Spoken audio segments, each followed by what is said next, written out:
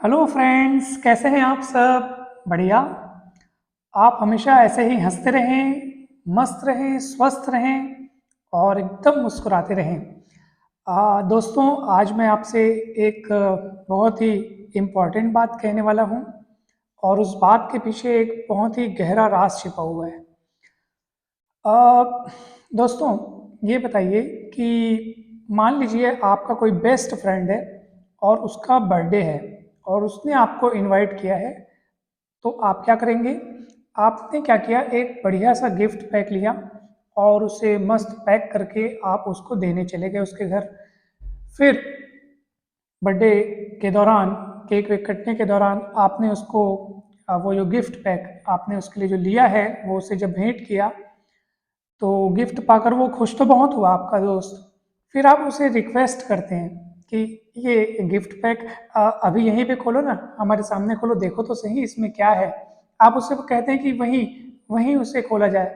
वो कहते हैं नहीं नहीं, बाद में खोलेंगे। नहीं, आप कहते हैं अभी तो खोल के देखो, देखो तो सही इसमें क्या है। दोस्त, आप उसे ऐसा क्यों कहते हैं? आपको पता है?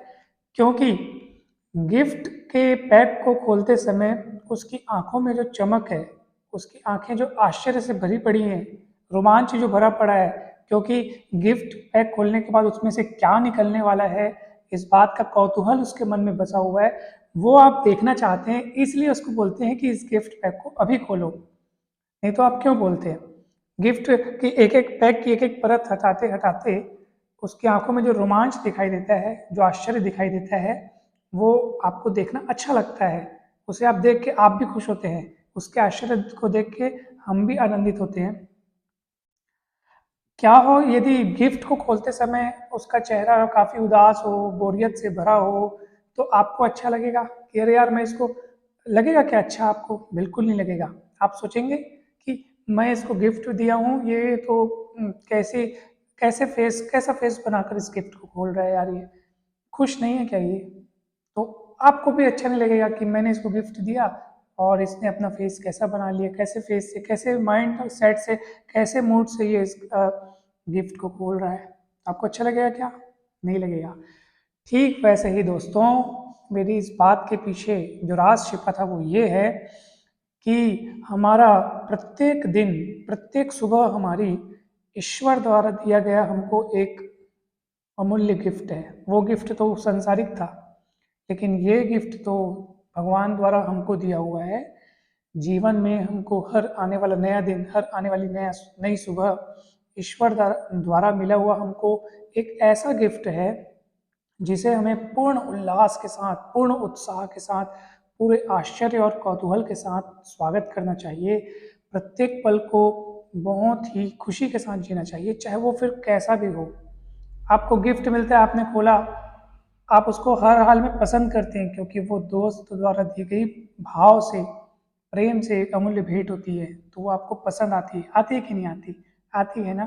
तो वैसे ही ईश्वर द्वारा दिए गए हमारे जीवन में, हमारे दिनों में जैसी भी घटनाएं हो, हमें उनको सुखपूर्वक, खुशीपूर्वक, आश्चर्यपूर्वक, कौतूहलपूर्वक ग्रहण करने चाहिए। वो हमारे लिए वरदान ही हैं। ईश्वर द्वारा जो भी चीज़ें हमको दी जाती हैं, वो हमारे लिए वरदान ही साबित होती है।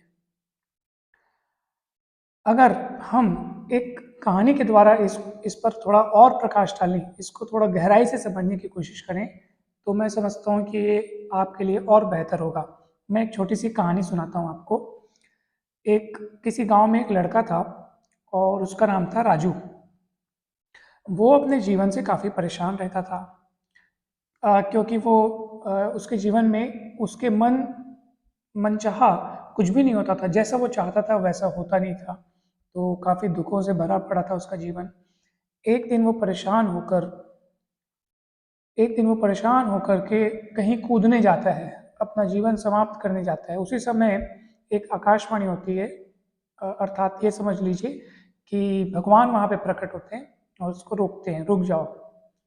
तो वो अपने दुखों को बयां करता है। फिर भगवान उसको वरदान देते हैं, ठीक है तुम ऐसा करो, मैं तुम्हें एक वरदान देता हूँ, और वो वरदान ये है, एक मंत्र मैं तुमको देता हूँ।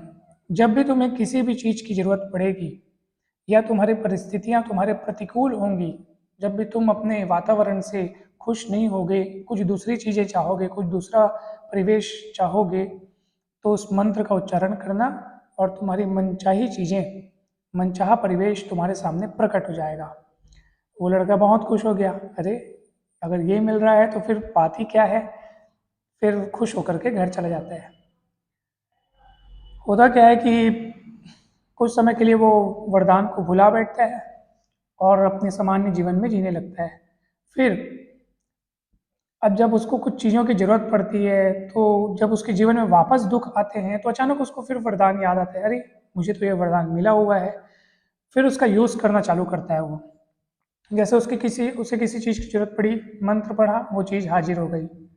उसको पाने के लिए उसने कुछ मेहनत नहीं की, बस उसने मंत्र पढ़ा और उसके सामने हाजिर हो गई वो चीज़। उसको पिकनिक जाने का मन किया, मंत्र पढ़ा, पिकनिक पहुंच गया, उसके सामने पिकनिक का दृश्य आ गया, वो वहां से विलुप्त होके वहां प्रकट हो गया। लेकिन वहां से पिकनिक जाने तक बीच के रास्ते का जो मजा होता है, आप दोस्त लोग जानते ही होंगे जो पिकनिक गए होंगे, वो उससे वंचित रह गया। डायरेक्ट उसके सामने पिकनिक का वातावरण आ गया। तो आपको क्या लगता है कि ये वरदान उसके लिए सही साबित हो रहा था कि या उसे और बोरियत भरा बना रहा था? वो कुछ भी चाहता, उसके सामने वो चीज़ें प्रकट हो जाती, लेकिन उसको पाने के लिए जो एक स्ट्रगल होता है, उस स्ट्रगल में जो इंजॉयमेंट होती है, उससे तो वो वंचित रह जा रहा था। जो भी चीज़ें चाहिए होती थी उसके सामने आती थी, वो उसका ठीक से उसको उससे सुख भी नहीं ले पाता था कि उससे उससे पहले ही वो बोर हो जाता था, तुरंत नई चीज़ मंगाता था उस मंत्र से। ऐसे तैसे कर करके उसका जीवन फटाफट फटाफट निपटते जा रहा था। वो हर क्योंकि उसके सामने हर चीज़ तुरंत आ जाती थी, तो आपको अगर कोई चीज़ सहज ही और तुरंत ही मिल जाए तो उसकी वैल्यू आप करेंगे क्या? आप तो तुरंत उससे बोर हो जाएंगे। जो चीज़ें बहुत मेहनत और स्ट्रगल से मिलेंगी, आप उसकी वैल्यू करेंगे। तो आखिर वो हर चीज़ से बोर होता था, हर परिस्थितियों से बोर होता था। उसकी शादी हुई, बच्चे हुए, मगर वो उसके सामने जो बोरियत भरा वातावरण था वो बना ही रहा, जीवन पर्यंत बना रहा। अंत में जब वो मृत्यु के निकट था, जब वो मरने का उसका समय आया, तो उसे अपने ऊपर बहुत पछतावा हुआ कि सारा जीवन तो मैंने ऐसे ही बिता दिया, मैं जीवन को ठीक से बिता भी नहीं पाया, जीवन को ठीक से जी भी नहीं पाया। मुझे जो वरदान मिला था वो वरदान मेरे लिए वरदान की तरह साबित नहीं हुआ, बल्कि एक अभिशाप की तरह साबित हो गया।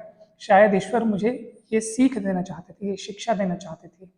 उस शिक्षा के अंतर्गत ये निहित भाव है कि ईश्वर आपको जो भी चीज़ें देता है, सुख दुख जैसी भी घटनाएं आपके जीवन में ईश्वर भेजता है, उनको आप वरदान के रूप में स्वीकार करिए। और जहाँ तक बात रही वर्तमान में जीने की, तो मैंने आपको जो गिफ्ट पैक वाली बात जो बताई थी, तो वैसे ही आप ये मान के चलिए कि हर दिन आपके लिए ईश्वर एक गिफ्ट के रूप में भेज रहा है। आपको उसको इंजॉय के साथ जीना है, खुश होकर जीना है, आश्चर्य के साथ जीना है, कौतूहल के साथ जीना है। नहीं तो आप खुद सोचिए, जब आप अपने फ्रेंड को गिफ्ट देते हैं और गिफ्ट पैक खोलते समय अगर उसका चेहरा काफ़ी उदास है, बोरियत भरा है, तो आपको बुरा लगेगा ना। तो वैसे ही प्रत्येक दिन जो ईश्वर हमें उपहार के रूप में देता है, अगर हम उसका स्वागत खुश मन से नहीं करेंगे, दुखी अवस्था में करेंगे, तो ईश्वर को अच्छा लगेगा क्या? बताइए भला। वो भी तो हमारा बेस्ट फ्रेंड है ना। तो उसको कैसे अच्छा लगेगा कि उसके द्वारा प्रदान किए गए अमूल्य भेंट को, जो अ, हर प्रत्येक दिन के रूप में, वो नए जीवन के रूप में हमको एक अमूल्य भेंट प्रदान करते जा रहा है, तो उसका स्वागत भी हमें खुश मन से, आश्चर्य मन से और कृतज्ञ भाव से करना चाहिए। उसको धन्यवाद देते हुए करना चाहिए कि हमारे जीवन में एक नया दिन आया, हम इसमें कुछ नया करेंगे, कुछ नई शुरुआत करेंगे। कहीं पर भी दुख, चिंता, निराशा, इन सभी को कोई जगह नहीं देना है। हर घटना को वरदान के रूप में लेना है। दुनिया में ऐसी कोई घटना नहीं, आपके साथ जो भी घटनाएं हो रही जीवन में, चाहे वो कितनी भी बुरी हो, आप उनमें से जरूर बहुत पॉजिटिविटी, बहुत अच्छा, उसमें से अच्छा नज़रिया उसको देख सकते हैं और उसमें से बहुत कुछ ऐसा चुन सकते हैं जो आपको खुशियाँ प्रदान करे। आजकल के जो इंसान हैं, आजकल के जो मानव हैं, आजकल के क्या, मानव का ये स्वभाव ही है, आजकल या पुराने कभी भी मानव का ये स्वभाव होता है दोस्तों, कि उसका मन वर्तमान में कभी ठहरता नहीं है। या तो वो भूतकाल के पश्चाताप में या आंसुओं में, उनकी यादों में अपना समय बिताता है, या भविष्य की चिंता में खोया रहता है। वर्तमान में उसका जो मन है टिकता ही नहीं है। और जब वर्तमान में मन उसका टिकेगा नहीं, तो फिर बताइए वही जो गिफ्ट पैक है जो हर नए दिन के रूप में आपको मिल रहा है, अगर आपका मन वहाँ नहीं टिका है तो पूरे आश्चर्य और पूरे खुश मन के साथ आप उसका कैसे स्वागत कर पाएंगे। तो ये स्वागत करने के लिए और एकदम स्माइल फेस होने के लिए और खुश मन होने के लिए ज़रूरी क्या है कि आपका मन कहाँ होना चाहिए, वर्तमान में होना चाहिए। भूतकाल का कोई अस्तित्व नहीं है, भविष्य काल का कोई अस्तित्व नहीं है। भविष्य भी आपके जीवन में आएगा जब, तो वो वर्तमान बन के आएगा। आप बताइए आज से 1 महीने की बात, वो क्या भविष्य नहीं, जब वो आएगी तो उस समय वो वर्तमान हो जाएगी, फिर कहाँ के भविष्य रही वो बात। तो न भूत का कोई अस्तित्व है, न कोई भविष्य काल का अस्तित्व है, जो भी है आज है, अब है, इसी वक्त है। आशा जी द्वारा गाया हुआ एक बहुत ही जबरदस्त सॉन्ग है, आपको पता होगा, आगे भी जाने न तू, पीछे भी जाने न तू, जो भी है बस यही एक पल है। तो इसलिए वर्तमान में रहें, खुश रहें, और चाहे कैसी भी घटना हो आप पर ये हमेशा, मैंने आपको एक मेरा एक वीडियो है, आप उसको देखिएगा ज़रूर, कि चाहे आपके जीवन में कैसी भी घटनाएं हो, ये आपको ये स्वतंत्रता है प्राप्त पहले से, ये आप पर डिपेंड करता है कि उस घटना के प्रति आपका क्या रिएक्शन होना चाहिए। चाहे कैसी भी घटना हो, आप अगर ये चुनाव करते हैं कि मुझे इससे दुखी नहीं होना है, मुझे इससे सुखी होना है, तो आप सुखी रहेंगे, आपको कोई दुख नहीं कर सकता। तो आपको दुख पहुंचेगा तब जब आप खुद चाहोगे तब, ठीक है, अन्यथा आप पर कोई प्रभाव नहीं पड़ेगा जब तक आप न चाहो। आप अपने मन को स्ट्रांग बनाए रखो और हर पल वर्तमान में जियो, ठीक है। तो फ्रेंड्स, ये रही आज की बातें। आशा है आप लोगों को अच्छे से समझ में आई होंगी। हर पल एंजॉय कीजिए, और आपके मन में और भी किसी प्रकार की अगर समस्याएं हो तो ज़रूर हमें बताइए, मैं उस पर वीडियो बनाने का प्रयास करूँगा। और वीडियो अच्छा लगे तो लाइक कीजिए, फ्रेंड्स के साथ शेयर कीजिए, और चैनल को अगर अभी तक आपने सब्सक्राइब नहीं किया है तो सब्सक्राइब करें। Thank you so much friends.